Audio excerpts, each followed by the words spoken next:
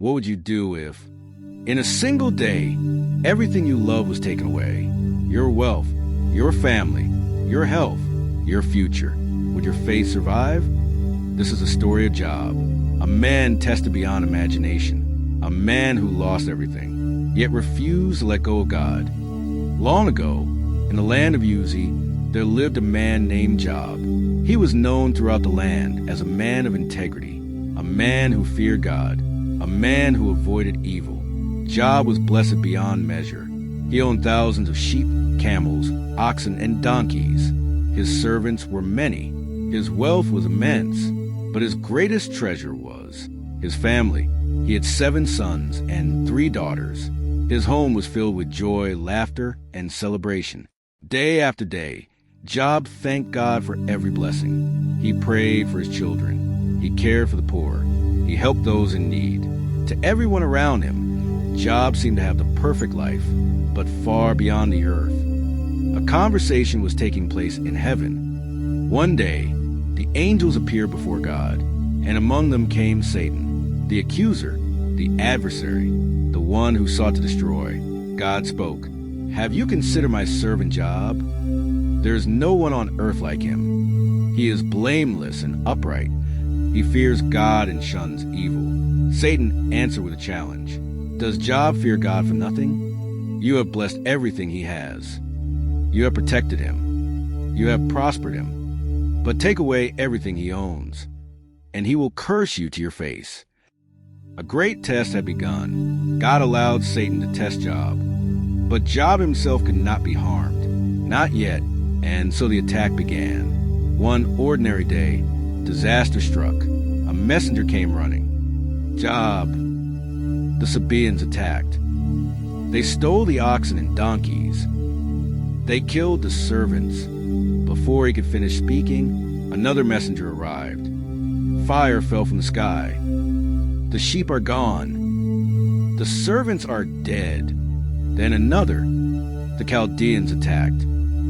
They stole the camels. They killed everyone. Job stood frozen. His world was collapsing, but the worst news was still coming. A 4th messenger appeared, trembling, terrified, barely able to speak. "Your sons and daughters were gathered together. A mighty wind struck the house. It collapsed.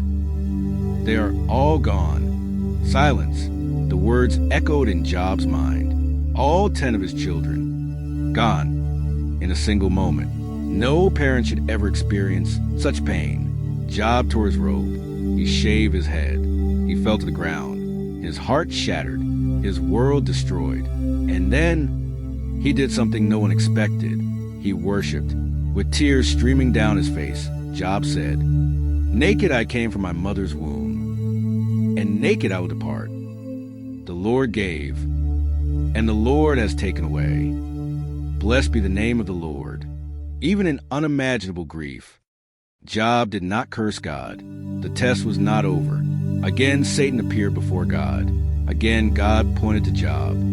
Even after everything, he remains faithful. But Satan answered, "Skin for skin. A man will give everything he has for his own life.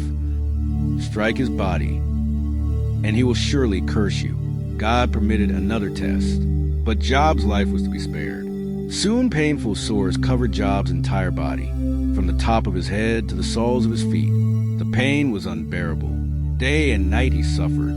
The wealthy man who once sat among leaders now sat alone in ashes, scraping his wounds with broken pieces of pottery, abandoned, broken, humiliated. Even his wife could no longer bear the suffering. She looked at the man she once knew, the man who had lost everything, and she cried out, "Are you still holding on to your faith? Curse God and die." Job looked at her with sorrow and answered, "Shall we accept good from God and not trouble?" Still, Job refused to abandon God. Soon 3 friends came to visit him. When they saw Job from a distance, they barely recognized him. His suffering was so severe. They wept. They tore their robes. They sat beside him for 7 days. No one spoke a word. The grief was too great. But eventually, silence gave way to questions. and questions became accusations. Job's friends believed suffering only happened to the wicked. Surely Job had done something wrong. Surely he had sinned. Surely God was punishing him. Again and again they accused him. Again and again Job defended himself. The debates grew longer. The arguments became harsher. Job cried out for answers. Why was this happening? Why was God silent? Why was he suffering? The heavens seemed closed. Days became weeks. Weeks became months. Still no answer came. Then one day, everything changed. Dark clouds gathered. The wind began to roar. The sky trembled. And from the midst of a mighty whirlwind, God spoke, not with explanations, not with excuses, but with power. Where were you when I laid the foundations of the earth? Tell me if you understand. Who determined its measurements? Who shut up the sea behind doors? Have you commanded the morning? Can you bind the stars? Can you control the storms? Question after question thundered from the whirlwind. Job realized something profound. The God who created galaxies, the God who governs oceans, the God who controls every star, was far greater than anything he could understand. Job finally saw the truth. He did not need all the answers.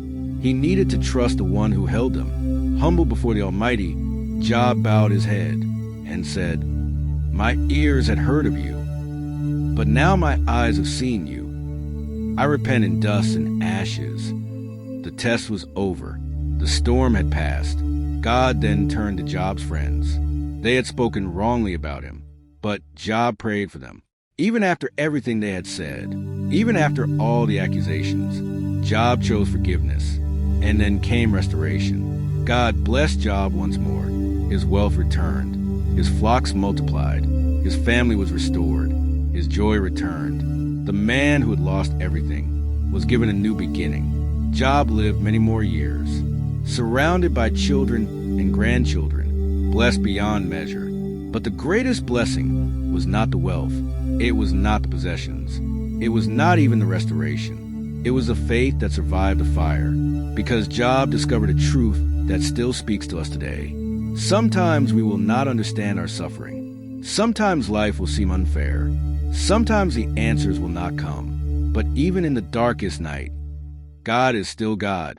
Even in the storm, God is still present. And even when everything else is taken away, faith can remain, because the same God who carried Job through his suffering can carry us through ours. And sometimes, the greatest victory is not getting everything back. It's refusing to let go of God when everything is gone. The end.